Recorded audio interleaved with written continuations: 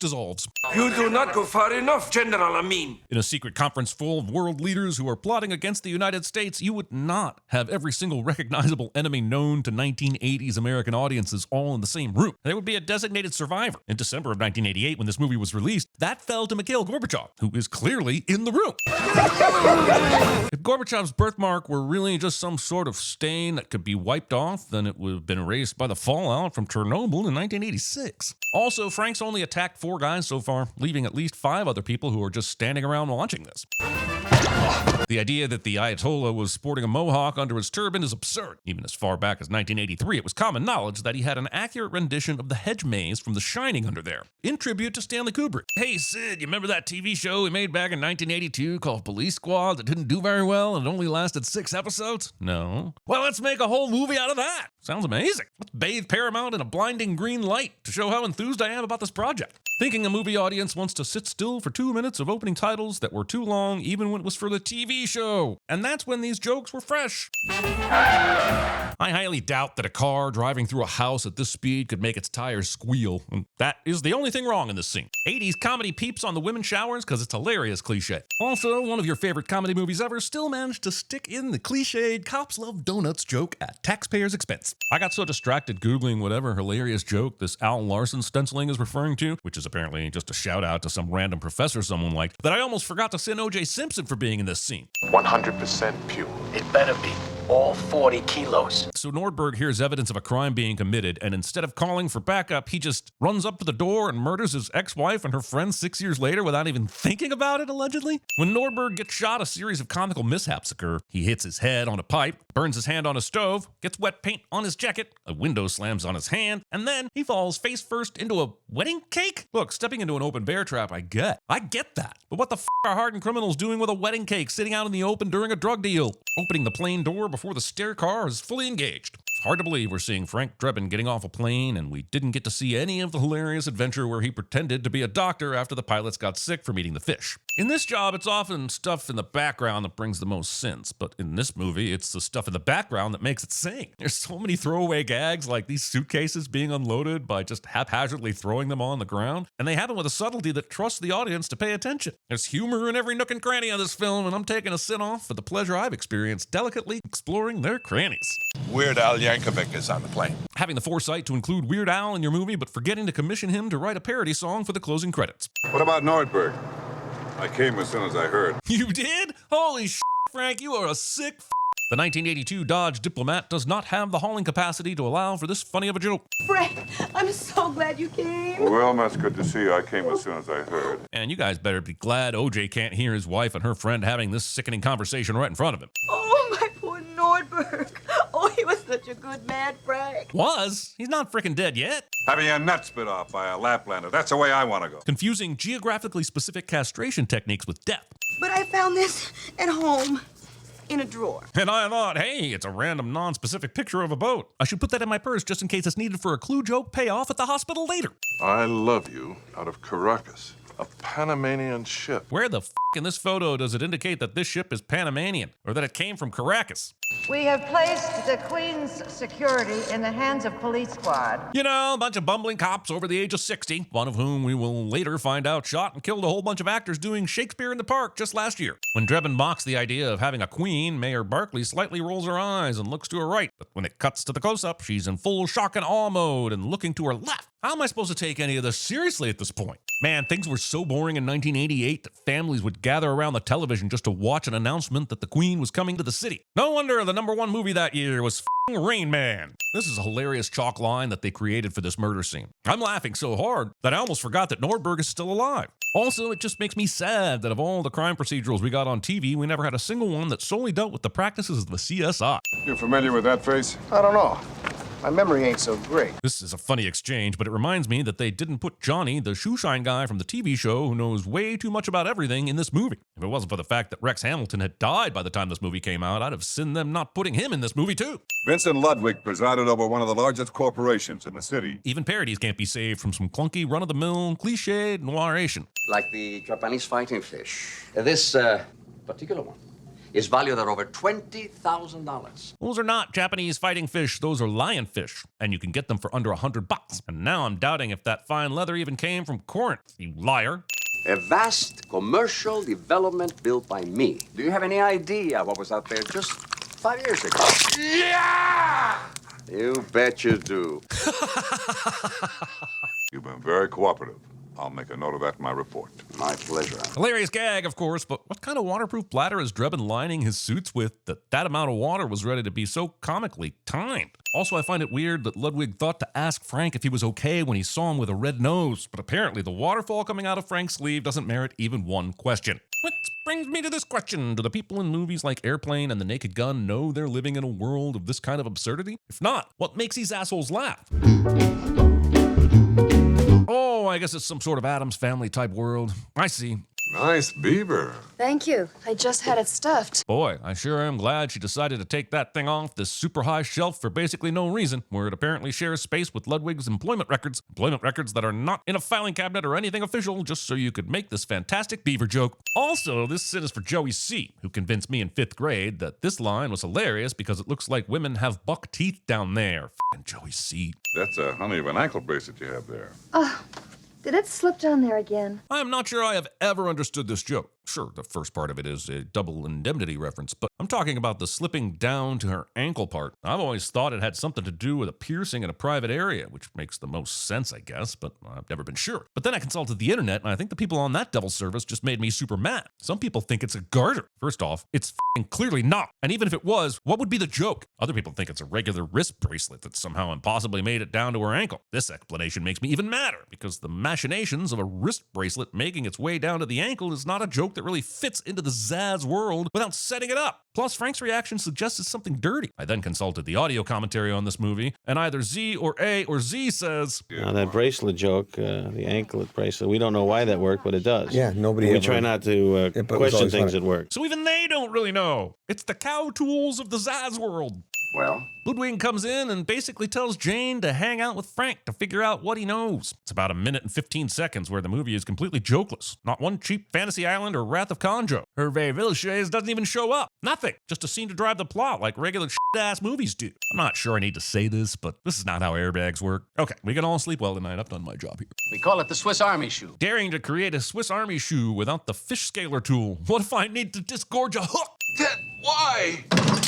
Don't worry, he'll be up and around in no time. 30 seconds, in fact, which makes me wonder, why is Ted spending time on cufflinks that knock someone out for 30 seconds? That's barely enough time to get off a dumb joke about a giant with half a banana stuck to his face. If the press should pick this up with Nordberg still part of the force, it could be embarrassing to the police and the city. I'm giving you 24 hours to clear Nordberg. I don't get how an undercover cop having evidence of drugs on his clothes would constitute some sort of scandal that the press would be super interested in. I don't even know how they'd get this information, unless their scientist guy blabbed to the press. Also, none of this shit even matters. It doesn't even set up a good joke or anything. Frank does not clear Nordberg's name in 24 hours, but there are no consequences for him whatsoever. When Ludwig presses this button, it snaps his secretary out of her trance, so it's super weird that she doesn't wake up realizing she has a gun in her hand before dropping it, because later she's completely surprised that there's a gun on the floor. Is that a stupid nitpick and we shouldn't even be seeing this movie? That is not for me or you to decide. Cream only, please. Eric Clapton's solo career haters. Where's the police officer who's on guard at that door? Oh, Lieutenant Drebin called and sent him home. This is a parody of cop movies, TV shows, film noir, and even James Bond, so it's no surprise that dumb bullshit like someone called and told a police officer not to guard the door anymore because reasons translated into this movie's plot too. But I would have loved to have seen this movie do something with that trope rather than just being compliant. I must kill Nordberg. The most annoying side effect of creating sleeper agents has to be how they prioritize the tension of doing the job slowly while reciting their objective out loud. You'd think with modern science we could fine-tune out the murder edging. Medical emergency! Whenever these people get mind-controlled, they're basically zombies and have tunnel vision to kill a specific target. But this guy seems to be operating on his own power at this point, as if he was on Ludwig's payroll this entire time. This is going to lead to the classic nothing to see here gag, so I forgive it, but this doctor is acting more like he's in the movie The Hidden than The Naked Gun. I guess the guy the doctor stole this car from also had a gun just lying around for him to use. He definitely didn't have this back at the hospital. Normally, you would not be going 65 down the wrong way of a one-way street. I'm gonna knock a sin off for the great John Houseman. He removes sins the old-fashioned way. He earns it. At what point does the truck driver decide, maybe I should slow down until this inconsiderate driver gets out of my way? Why does this have to be a more dangerous situation than it is just because she's wrong and he's right? Maybe I'm supposed to be laughing at the fact that the doctor's commandeered car must have come from 007 himself, since it seems to have tire cutting rims for this very occasion. But what isn't a laughing matter is this is no Aston Martin. I must have missed the James Bond Slum of All Fears movie. What would have been awesome is if this steering wheel somehow still moved the car where he wanted. Missed a joke! And if he didn't, who did? And where the hell was I? Okay, there are probably lots of jokes I could remove a sin for, but this one gets me every single time. How hot and wet do you like it? Very hot and awfully wet. I'm uncomfortable with the simultaneous levels of grossed out and turned on I am right now, and I think the movie knows it and should be punished. I've got 9 more. You mean 7. You've got 7 more. The other 2 are thumbs, and thumb sucking is a whole different kink that should be counted separately. This is all happening too fast. Thing the writers said before they stretched out this love scene so the movie could at least pretend it was feature length somehow makes it into the script. In fact, I bought her a harp for Christmas. She asked me what it was. Fine, take another. What are you doing to me, Naked Gun? I want you to know I practice safe sex. So do I. And what follows is one of the weirdest jokes in the whole movie. And I don't think it works. I mean, the joke might be okay. But I've been thinking of how the actual act of lovemaking works in this situation, and no matter how many graphic ways I imagine it, I just can't figure it out. Just give me a few more minutes. Also, since we're all in agreement that this is an alien world that is only similar to our own, do I want to start asking questions why the reservoir tip of these body condoms are located on the head? I can't believe we just met yesterday. This is funny and all, but didn't Ed give Frank 24 hours to clear Nordberg's name? Is that still a priority? Or do the power of boners always trump proving the innocence of a friend? Or is the movie saying that the attempt on his life somehow exonerated him? You really mean that, Jane? You're not just saying it because we exchanged bodily fluids. Undercutting your safe sex joke from earlier and proving you don't care about the sexual health of America's youth. I hate it when the music video gives you all this information at the end and doesn't tell you who directed it. This was 1988, so I'm guessing David Fincher, but we'll never know. Ludwig's office, which contains some of the most priceless shit ever, can not only be broken into using an ordinary credit card, but also has no alarm system. Bingo. I love this joke as much as you guys do, but unless this bingo card was created by the Ming Dynasty, I have a hard time understanding why it's in Ludwig's office. Unless, wait a minute. Do you mean that this movie doesn't have to ever be realistic and can set up whatever joke it wants? This is a conundrum for Uncle Sins. This deck of cards apparently has 2 fours of diamonds, which is an unusual detail I noticed that says more about me than the movie itself. Again, here's a trope that is ripe for the picking, and the movie just uses it as a run-of-the-mill clue that Frank can use to advance the plot. Who would write down a $20 million contract to kill the queen and leave it out in the open? It's not like the 2 parties are going to sue each other if one party screws the other one. Also, if you're going to leave written proof of a crime, at least have the decency to put the word upon on the right line. And why is proof capitalized? Just some sloppy self-incrimination going on in this scene. Look, I'm not saying she was asking for it. Consent is important, but I am saying it's weird that her hair combing routine involves leaning out an open high-story window in her underwear. Also, installing the old-school car horns in your breast seems to be yet another questionable decision. It's weird to me that Frank and Ed answer to the mayor and not, like, a police captain or chief of police or something. Vincent Ludwig is one of the most respected members of this community, and if we're all very nice to him, he will agree not to press charges. But why? Yes, well, when I see 5 weirdos dressed in togas stabbing a guy in the middle of the park in full view of 100 people, I shoot the bastards. That's my policy. The mayor will now inform Frank that those people he killed were actors performing Julius Caesar, and I find it extremely hard to believe that this is the first time he's been told that. Now, knowing Frank, it might be the 100th time, and he just always reacts like it's the first, but just admit you created a scenario that doesn't make sense so you could do a joke and throw in some dirty Harry while you're at it. Just because I'm laughing doesn't mean I'm not sinning. Having to remember the exact release date of the movie you're watching to get the expired food joke. Also, I have to hunt to find and interpret best buy dates on my food. They are never this obvious, and I'm sinning the food industry for making them so hard to locate. I was up in Vincent Ludwig's place last night. Oh, how nice. Did he show you his priceless collection of Ming vases and all those rare oil paintings? Did Jane forget that she met Frank at Ludwig's office and that he'd already been shown all that shit? Oh, woes. Are they back in business? I thought they closed down 3 years ago. This is the 4th expired food joke in the last few minutes. And as hard as Leslie sells it, I'm afraid the joke has already passed its sell-by date. When? Tonight. Jane doesn't give Frank a specific time, just tonight, which is something the police squad made fun of in the Locksmith episode, where someone told him to deliver a key to their apartment and it took him 2 weeks to find it because they didn't give an address. So I guess tonight is specific enough that Frank can just meet Ludwig anytime after 6 that he pleases. I have a message for you from Vincent Ludwig. I don't understand why Ludwig didn't just simply get Jane to kill Frank using his mind control device when she went over to tell him about the meeting. I guess the real question for me is, why is there a drum of toxic waste lying around a meat factory? It's almost like a comedic prop master runs around placing things in this world for an imaginary god for little or no pay. This sets up a joke later when Ludwig bites into a hot dog and he finds a finger inside that is wearing this same ring. But this is for eagle-eyed viewers only. I probably watched this movie 50 times and never noticed it until I looked super closely, and using my superior skills, I found an explanation on Reddit. We'd better be on the lookout. Right, excuse me, ma'am. Security? Did they just happen to have a metal detector sitting on that table just in case Drebin came by looking for a way to invade someone's personal space? It's true what they say, cops and women don't mix. It's like eating a spoonful of Drano. Sure, it'll clean you out, but it'll leave you hollow inside. None of that makes even the slightest bit of sense, but Leslie Nielsen sells it like it's Shakespeare, and it makes me laugh like an idiot. The city of Los Angeles is proud to present to the royal family this Revolutionary War musket. We believe it will complete your collection since you already have some of its bullets buried in your graveyards. I love this joke where 3 different newspapers somehow captured Frank and the Queen in 3 different sexual positions, and it probably deserves at least 3 sins off for being such a clever joke. But I am going to add 1 and subtract 2.5 sins. But also, how did the Los Angeles Tribune and Variety get the same photo? Shouldn't it be another position here? Or is this movie abiding by the rule of 3 so hard that it forgot it shouldn't have even included Variety? Are you telling us that Vincent Ludwig is going to just shoot the Queen in front of 60,000 fans? 60,000 people going to a baseball game.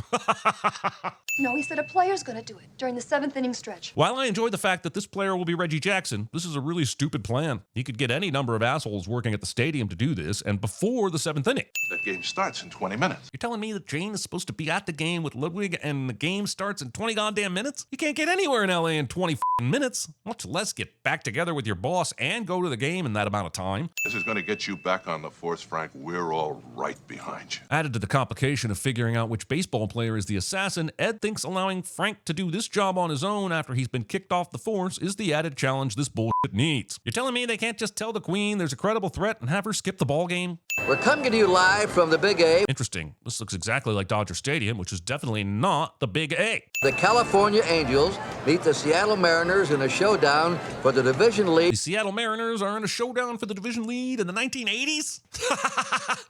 Saz, you spoil me with your outrageous jokes. Also, I remember Jane saying something about not being able to go on a date with Frank earlier because tomorrow is Arbor Day, which means this movie should still be in April or May. And a showdown for the division lead is about as overdramatic as you can make a game when you haven't even hit the halfway mark of the season. Hello, everybody. I'm Kurt Gowdy, along with Jim Palmer, Tim McCarver, Dick Vitale, Mel Allen, Dick Emberg, and Dr. Joyce Brothers. Thinking you're going overboard with your big broadcast team joke and then realizing 40 years later you shot too low. Geez, not only was Jane able to meet back up with Ludwig and make a trek from wherever Los Angeles to not Anaheim Stadium in 20 minutes, she was also able to fit in a change of her white outfit into a blue dress. Mr. Palazzo? Yes? I don't understand how Frank thinks that posing as the opera singer for the national anthem is a good idea that will allow him unfettered access to the baseball players. But thank God he does, I guess, since it offers the movie a ton of comedic material. It's still a sin, though. I'm not going to bother playing the anthem train wreck for you, but Frank here deserves a bit of grace, considering the organ player keeps changing the key on him during the anthem. After singing the national anthem, Frank runs from the cops. Then the movie cuts to Kurt Gowdy, so you won't question how a man in his 60s didn't get caught by 8 police officers hot on his heels. Is this an official bat? Frank has now committed 2 violent crimes in the service of preventing another violent crime. And because everything that happens afterwards is so funny, I'm okay with that. And I am not okay with that. I'm not sure which I'm more shocked by, the odds that Ludwig would randomly be the one served this finger food, or the speed at which that got processed as a hot dog and sent to the Angels Stadium. Either way, it pretty much ruins the movie. What do you say, Cumming? The umpire mask is not nearly the disguise that the movie thinks it is. Managers and players know who the umpires are and what they look like, and the rest of the umpiring crew definitely know. So it's by sheer willpower this movie allows this to happen. I hate having to show this moment without showing the first 2 strikes because the context and build-up is important, but this is an all-time hilarious moment in this movie with Frank calling a strike before the ball even gets there. Editing matters. I don't care if you're doing a comedy or not. Showing a Seattle batter hit a ball and then immediately showing a Seattle outfielder catching the ball makes no sense, and it doesn't even work as a real joke. In this shot, an Angels batter takes a strike, and the home fans, who supposedly root for the Angels, clap and cheer anyway. Then here we see 4 Angels running around the bases, suggesting a grand slam has been hit, but never once in this montage do we see 4 or more runs scored in any inning. The wave. There's only one more out before the 7th inning stretch, Frank. And yeah, we totally have time to have this conversation in the middle of the top half of the inning. I don't know why we didn't discuss this at the end of the 6th inning, but we're counting on people not knowing baseball too well. Angel Hernandez. Even the guy running the scoreboard up there says he was out, and he's way up there in the mezzanine. You, dude, the scoreboard operator has no say here, and being way up there in the mezzanine would make his judgment terrible for this situation. Who gives a flying if he thought the guy was out? That's roughly equivalent of asking a random fan what they think. But somehow the scoreboard operator's decision is law, so the plot can happen. Oh my God. It's the 3rd out. Not that I didn't enjoy the hijinks of Drebin trying to avoid the game going to the 7th inning stretch, but why was Ludwig so determined for the assassination to happen then? He could activate Mr. October anytime he wants, right? Also, let's talk about the primary villain's plan, which, by the way, is the barely present Papsmear, not Ludwig. Ludwig has no goals except cashing the 20 million Papsmear promised him for killing the Queen. So Papsmear pays a single operative to use a well-known baseball player to assassinate the Queen of England, and that's the best use of 20 million he can think of to do terrorism?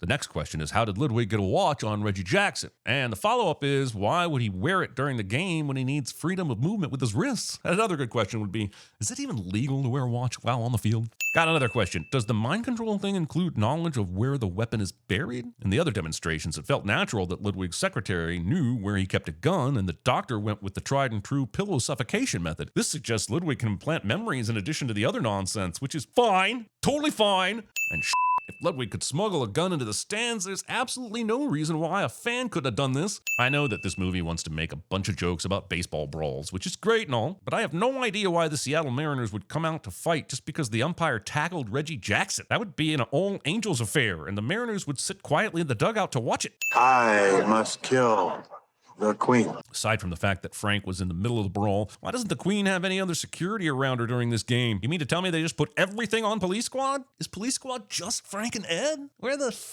is Ed? Why wouldn't protecting the Queen be his top priority in this chaos? Having knee-high guardrails on your upper deck seating. I must kill Frank Drebin. If Ludwig had a clicker to activate Jane to kill Frank, why did he drag her out at gunpoint instead of just putting her in play when Drebin was trying to stop Reggie Jackson from killing the Queen of England in an Angels game during the 7th inning stretch? What the f*** is this movie? And Frank Drebin loves you. Where the f*** is camera in this scene? Who's shooting this? In this shot behind Jane, we don't see one camera guy. I love you, Jane. Even the naked gun isn't above the real you is inside there somewhere cliche. Simultaneously crying from 33 separate tear ducts placed randomly around your face. I was wrong about you. You were not. And Monday morning, we want you back at Police Squad. Provided that Enrico Palazzo and that random umpire don't press charges for assault and battery. I got so distracted confirming that Nordberg's left arm is in a sling when it was his right arm that was broken earlier that I almost forgot to send O.J. Simpson for being in this scene. The movie does not contain an ending freeze frame gag. Gonna remove another sin here for these credits, which bury additional jokes and make it worth your while to delay the ushers from cleaning the auditorium.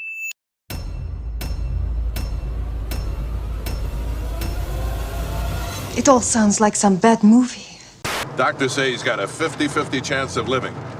Though there's only a 10% chance of that. That doesn't make sense. The Japanese fighting fish. You see, their young enter through the ears and wrap themselves around the cerebral cortex. They are clinging to each other in the face of the unknown, each bravely giving comfort to the other. Do you know the Klingon proverb that tells us revenge is a dish that is best served cold? I'm boiling a roast. How hot and wet do you like it? I like it a lot. Same old story. Boy finds girl, boy loses girl, girl finds boy. Boy forgets girl, boy remembers girl. Dinosaurs eat man. Woman inherits the earth.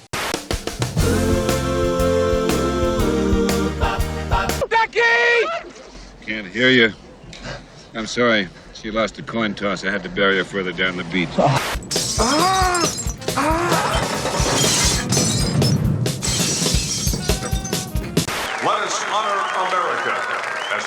Palazzo will now sing our national anthem.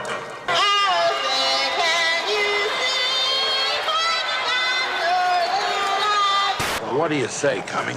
Let's go to work. We had a funny guy with us in Korea, tail gunner. They blew his brains out all over the Pacific. There's nothing funny about that. The umpire. He saved the Queen's life. That's not the umpire, Your Honor. Hey, it's Enrico Palazzo!